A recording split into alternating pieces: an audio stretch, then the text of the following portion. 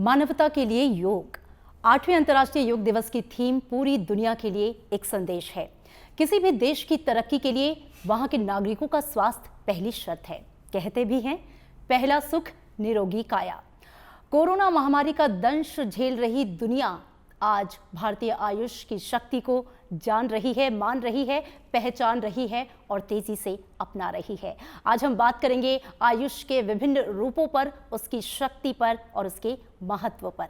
मेरे साथ मौजूद हैं नॉर्थ ईस्ट का एक जाना माना बड़ा चेहरा और प्रधानमंत्री नरेंद्र मोदी के मंत्रिमंडल का बेहद ही संजीदा व्यक्ति सर्बानंद सोनोवाल जी, केंद्रीय आयुष मंत्री। सर, बहुत स्वागत है आपका संसद टीवी में। धन्यवाद सर। इस बार जो अंतर्राष्ट्रीय योग दिवस है उसकी थीम है योग फॉर ह्यूमैनिटी, मानवता के लिए योग।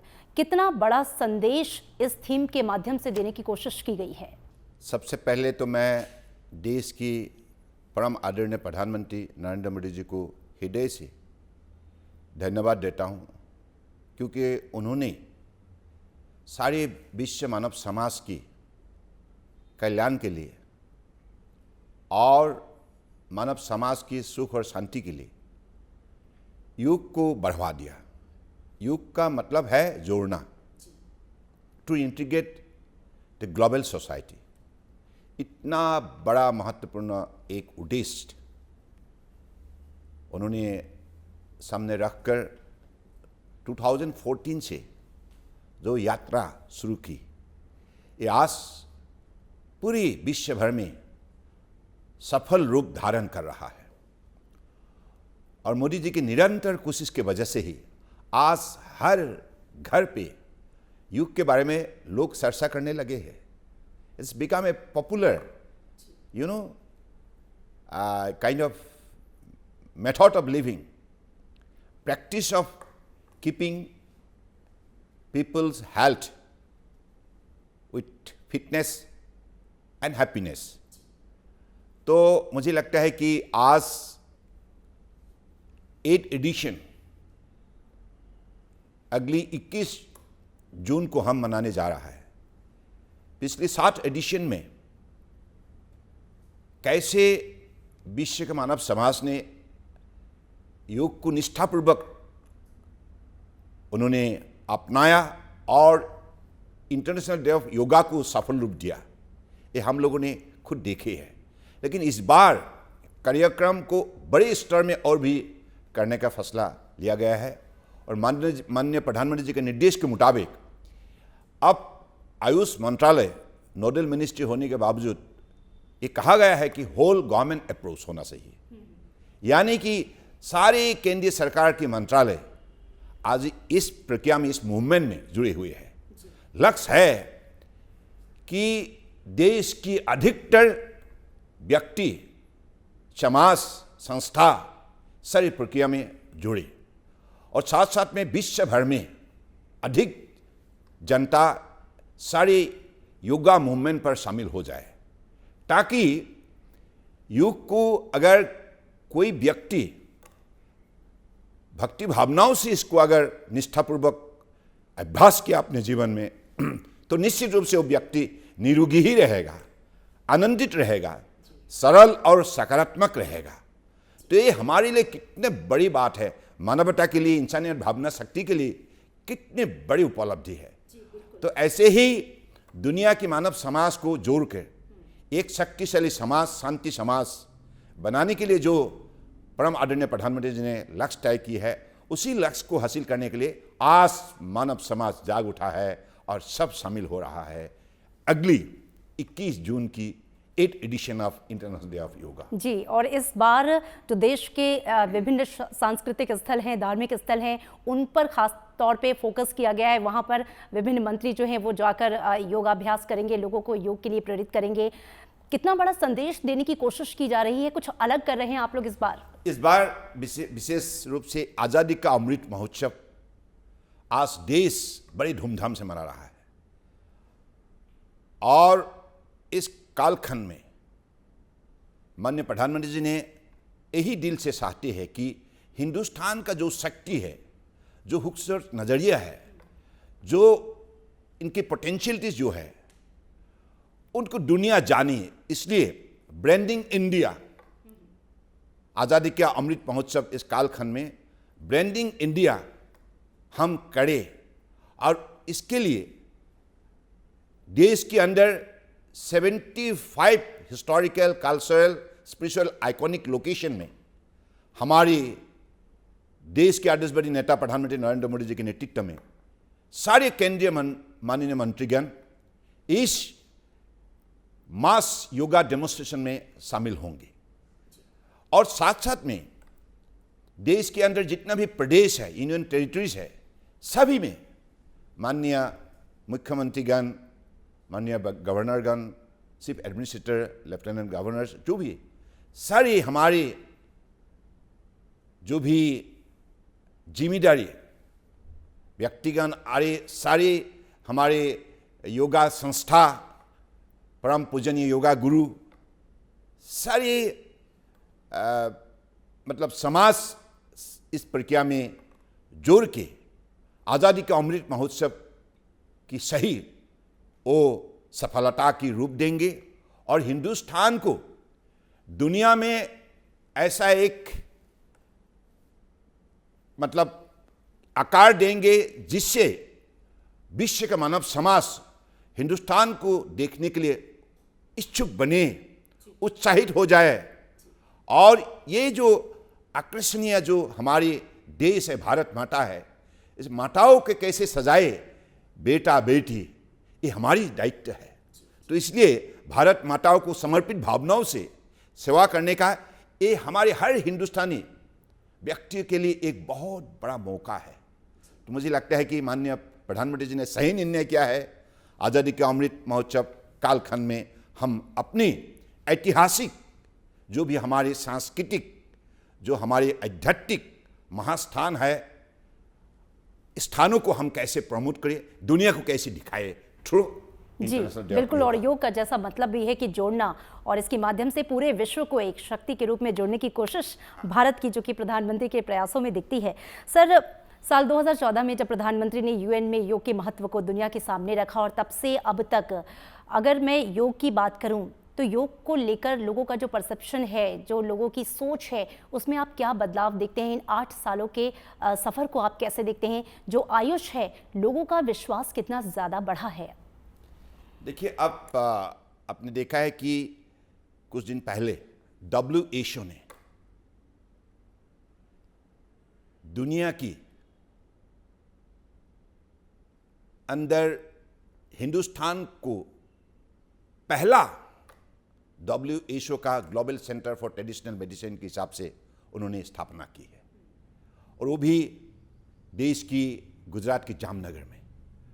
ये बहुत बड़ी उपलब्धि है, बहुत बड़ा सफलता है। मुझे लगता है कि जो भी हमारे सदियों से हर ग्रामीण क्षेत्र में जो हमारे माननीय वैद्य हो, हीलर्स हो, प्रैक्टिशनर हो, और हमारे योग परम पूजनीय गुरु हो, सदियों से इस अभ्यास को मानव समाज की कल्याण के लिए जो करते आए हैं, उनके लिए ये बहुत बड़ा एक उपलब्धि है, बहुत बड़ा गर्व का विषय है।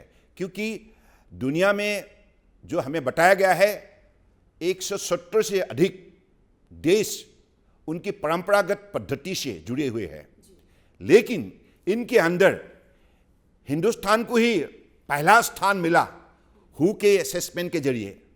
हु ने हिंदुस्तान को ही चुना है ट्रेडिशनल मेडिसिन के सिलसिले में नेतृत्व देने के लिए, यानी कि हिंदुस्तान की योग्यता, क्षमता और काबिलियत को आज WHO ने स्वीकृति दिया। ये देश की, मुझे लगता है कि आज़ादी का इस 75 साल की अंदर बहुत बड़ा सफलता है, बहुत बड़ा उपलब्धि है। मैं इसके लिए विशेष रूप से माननीय प्रधानमंत्री जी को धन्यवाद देना चाहता हूँ, क्योंकि उनकी निरंतर कोशिश की वजह से आज हमारी सदियों से जो परंपरागत पद्धति बसी हुई थी, उनको कैसे आधुनिक कालखंड में बड़े स्तर पर ले जाने का काम किया है, तो दुनिया ने इसको देखा है। तो इसलिए 1000 बार कहूँ तो वो भी कम होंगे, क्योंकि आज गांव-गांव में चर्चा होने लगा है।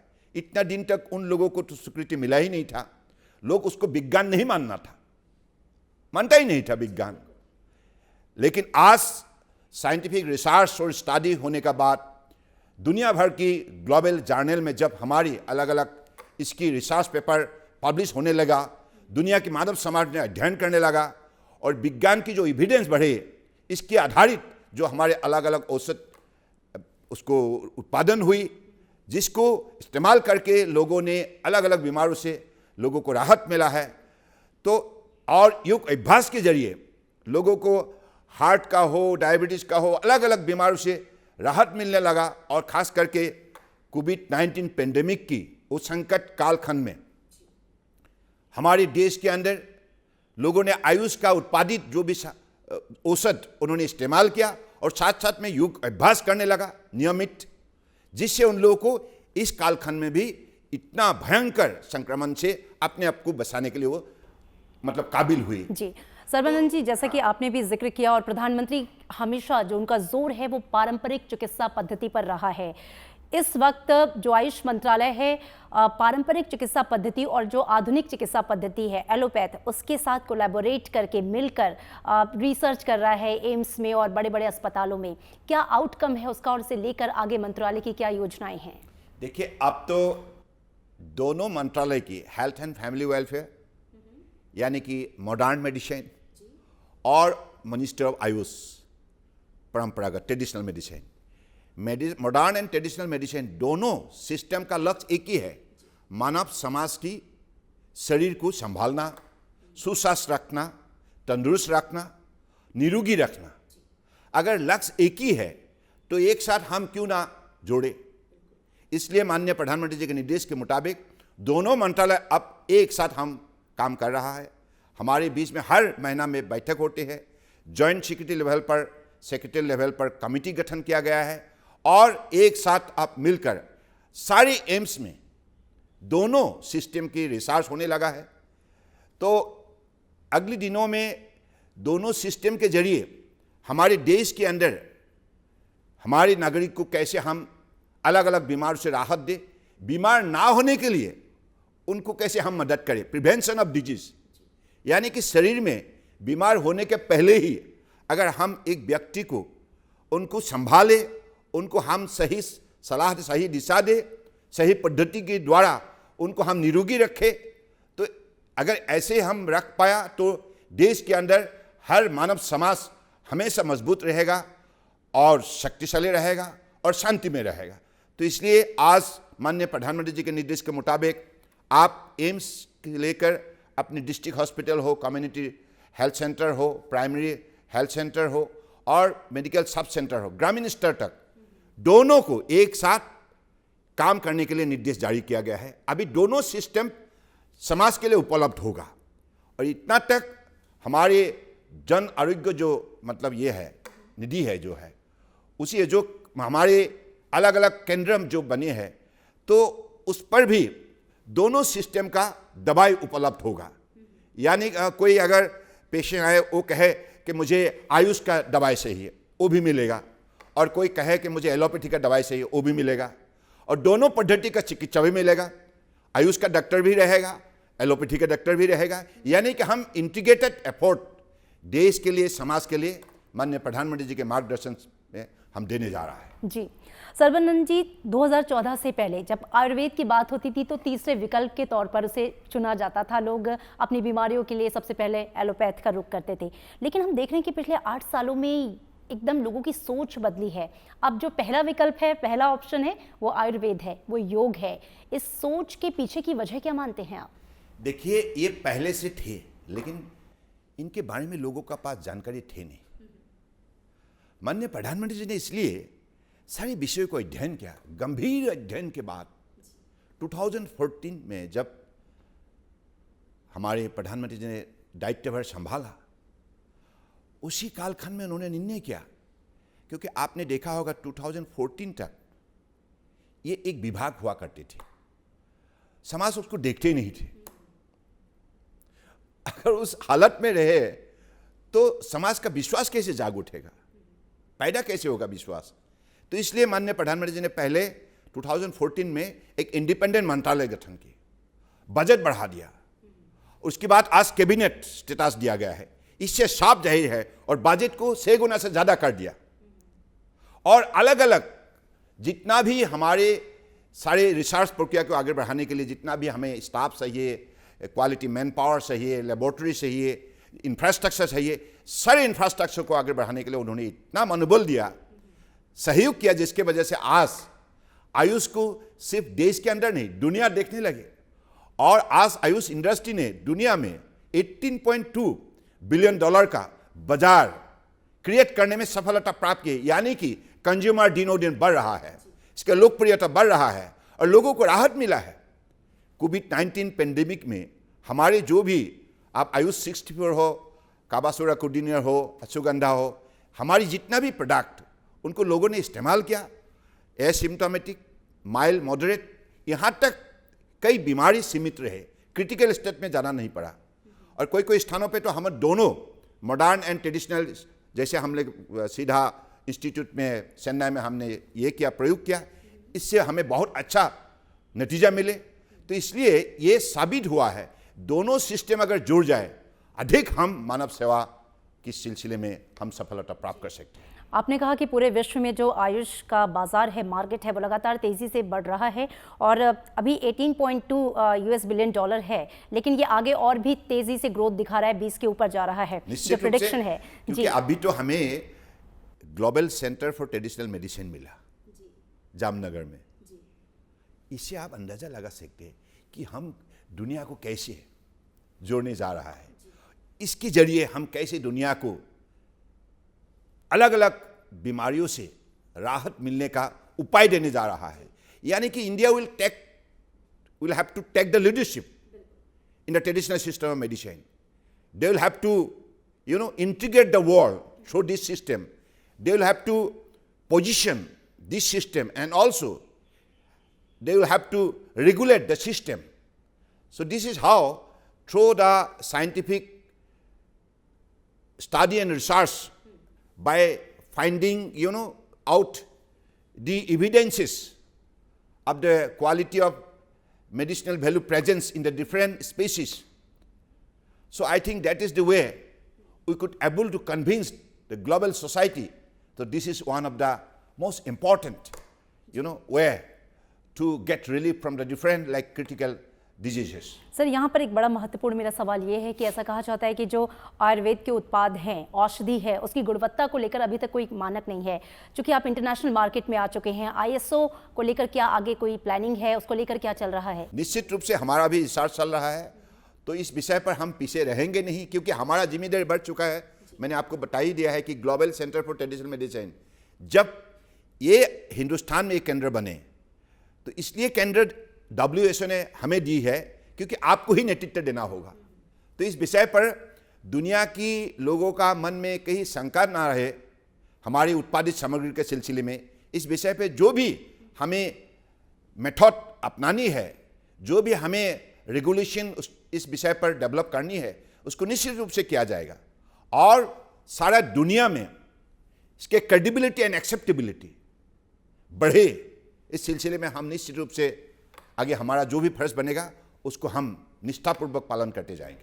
बिल्कुल। आयुष मंत्रालय की जो बॉडी है CCRYN, जो कि तमाम जगहों पर रिसर्च कर रही है मॉडर्न मेडिसिन और ये जो हमारी पारंपरिक चिकित्सा है उसके को जोड़ने को लेकर, अभी तक जो रिसर्च हुआ है उसमें क्या नतीजे सामने आए हैं और आगे से लेकर क्या प्लानिंग है? अभी तो जबरदस्त चल रहा है ICMR का साथ, हमारे central council for research in yoga and like naturopathy, एक साथ हम कोलैबोरेटिव रिसर्च भी कर रहा है, निमहान से कर रहा है, डिब्बा से कर रहा है। तो इससे हमारा so far in the last 2 years 41 numbers of research like paper हम लोगों ने उसका जो जर्नल में हम लोगों ने पब्लिश किया है। तो इससे साफ जाहिर है कि इस लीक के जरिए यहाँ जो भी हमें फंडिंग्स मिले, दुनिया को हम उसको अवगत कर रहे हैं, तो दुनिया मानव समाज को इस विषय पर अधिक जानकारी मिले और कैसे अलग अलग बीमारों से हमारी युग के जरिए लोगों को नेचुरोपैथी के जरिए राहत मिल सकता है, इसके बारे में इस लिख में डिटेल में उल्लेख है। तो मुझे लगता है कि इस पद्धति के बारे में लोगों का कोई शंका ना हो, पद्धति के बारे में ये जो विज्ञान है, ये विज्ञान के बारे में लोगों को स्पष्ट समझ में आ जाए। तो इस विषय पर इसी हिसाब से हम लोगों ने एम्स का साथ, ICMR का साथ, अलग अलग हॉस्पिटल का साथ ओपीडी हमारा राम मनोहर लोहिया हॉस्पिटल में, उसमें भी रिसर्च चल रहा है। तो अधिकतर स्थानों पर, केंद्र पर इस हिसाब दोनों सिस्टम से हम रिसर्च को आगे बढ़ा रहे हैं। जी, क्या आपको ऐसा लगता है कि अगर किसी को कोई बीमारी होती है तो लोग एलोपैथी डॉक्टर्स के पास जाते हैं, क्योंकि आयुष के जो डॉक्टर हैं वो लोगों को उनका ऑप्शन कम मिलता है, तो क्या इस दिशा में भी काम हो रहा है कि इसको एक्सपेंड किया जाए और जो डॉक्टर्स हैं, जो विशेषज्ञ हैं आयुष के, इनको भी और स्किल किया जाए और इस क्षेत्र में रोजगार के अवसर हों या इसे और बढ़ाना हो, उस पर क्या काम कर रहा है मंत्रालय?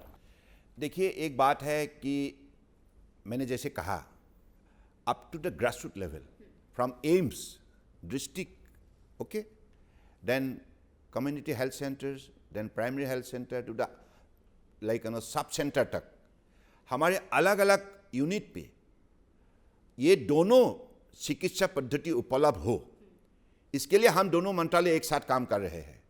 तो इसके लिए जो आवश्यक होंगे, अलग अलग प्रदेश में, अलग अलग जिले में, अलग अलग स्थानों पे आवश्यक के अनुसार हम उसमें ये सुविधा को उपलब्ध कराएंगे, क्योंकि हमारा अभी लक्ष्य यही है ताकि देश में हर ग्रामीण क्षेत्र में, हर शहर में कोई क्राइसिस ना हो। माननीय प्रधानमंत्री जी ने इस क्षेत्र में कम दिनों के अंदर जितना बड़ा इंफ्रास्ट्रक्चर डेवलप किया, देश के अंदर वैक्सीन बनाने का ये नया कीर्तिमान साबित किया। तो इसलिए नई नई सफलता, नई नई ट्रांसफॉर्मेशन जो लाया गया है परम आदरणीय प्रधानमंत्री जी के नेतृत्व में, सब कुछ संभव है। अभी चिंता करने का कोई सवाल नहीं है। दुनिया को हिंदुस्तान नेतृत्व देने जा रहा है। अभी पहले तो हमको वेस्ट को देखना था हर चीज़ों पर, लेकिन अब सब वेस्ट सब हमें देखता है, क्योंकि हमारे नेता नरेंद्र मोदी जी है। मोदी जी ने 8 साल के अंदर जो ट्रांसफॉर्मेशन लाई है अलग अलग क्षेत्र में, इसलिए लोगों का विश्वास अधिक बढ़ रहा है और आत्मविश्वास 2 गुना बढ़ गया हर हिंदुस्तानियों का मन में, ताकि हम अभी दुनिया को हम नेतृत्व देंगे। वोकल फॉर लोकल, इसका मतलब साफ है, हमारा व्यक्तित्व में जो गुण है, जो क्षमता है, जो काबिलियत है, उनको हम गुणगान करें, उसको हम सही दिशा पर ले जाए मोदी जी के नेतृत्व पे। और इसलिए आत्मनिर्भर भारत का जो कंसेप्ट लाया गया है, इसका मतलब साफ है कि सब हिंदुस्तानी अब मेहनत करें, क्योंकि उन्होंने हमारे देश में जो यूनिवर्सल मंत्र समाज को मजबूत बनाने के सिलसिले में एक भारत श्रेष्ठ भारत की हमारे सारे लक्ष्य को पूरा करने के लिए, जैसे कहा, सबका साथ, सबका विकास, सबका विश्वास और सबका प्रयास, यानी कि everyone will have to work hard. सब व्यक्ति का व्यक्तित्व में गुण है, शक्ति है, क्षमता है, इसको हम कैसे उजागर करें।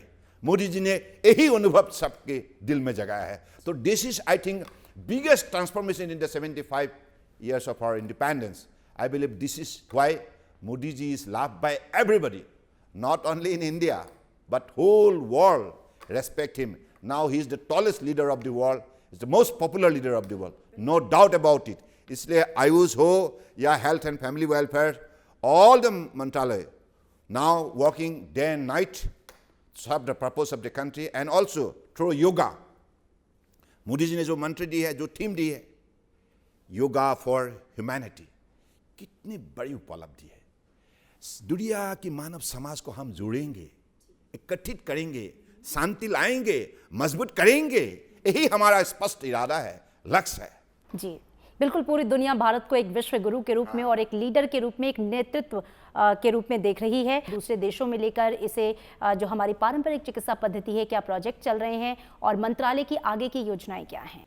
हमारे जितना भी जो सेंट्रल काउंसिल है अलग अलग, जैसे आयुर्वेदा है, यूनानी है, सिद्धा है, सोहारिकपा है, योगा एंड नेचुरोपैथी है, होम्योपैथी है, सारी सिस्टम को एक साथ अधिक शक्तिशाली बनाकर हम हर व्यक्ति का पास जाए, हर व्यक्ति को इस विषय पर अधिक जानकारी मिले, इंफॉर्मेशन, एजुकेशन हम अधिक दे, कम्युनिकेशन करें, क्योंकि इसके जरिए हमारी जो भी इस पद्धति में जो शक्ति है, इसके बारे में अधिक लोगों का अगर जानकारी हो जाए, तो मुझे लगता है कि इस शक्ति के बारे में और भी लोग अधिक उनकी ज्ञान और स्पष्टता बढ़ेगा, तो कोई भी लोगों का पास इस विषय पर जानकारी का अभाव नहीं होना चाहिए।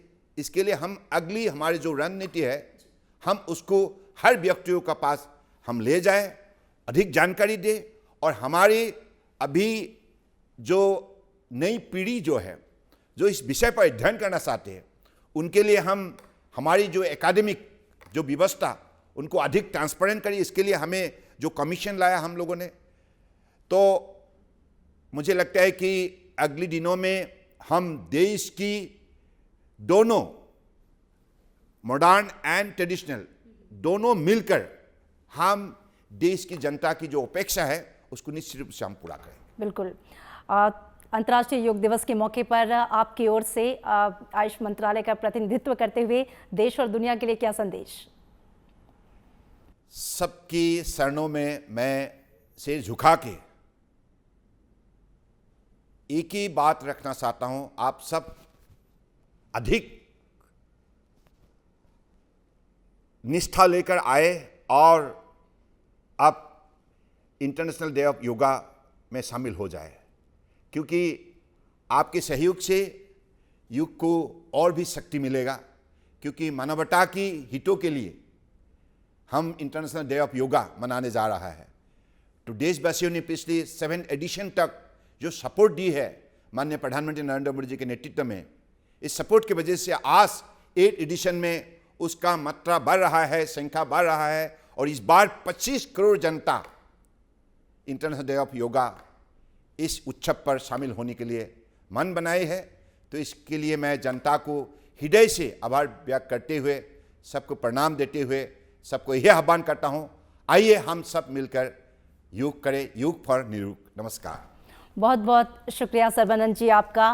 और जैसा कि हम जानते हैं कि योग जो है वो जीवन जीने की कला और विज्ञान है, हमारी ज़िंदगी का अहम हिस्सा है। तो योग दिवस के मौके पर ये संकल्प लें कि इसे अपने जीवन का हिस्सा बनाएं। और जैसा कि पूरा देश और हमारी सरकार इस कोशिश में है कि पारंपरिक चिकित्सा और जो हमारी मॉडर्न चिकित्सा है उसको मिलाकर हम कैसे आगे पूरे देश के स्वास्थ्य पर बेहतर काम कर सकते हैं, बेहतर परिणाम ला सकते हैं। फिलहाल इस एडिशन में इतना ही, दीजिए इजाजत, नमस्कार।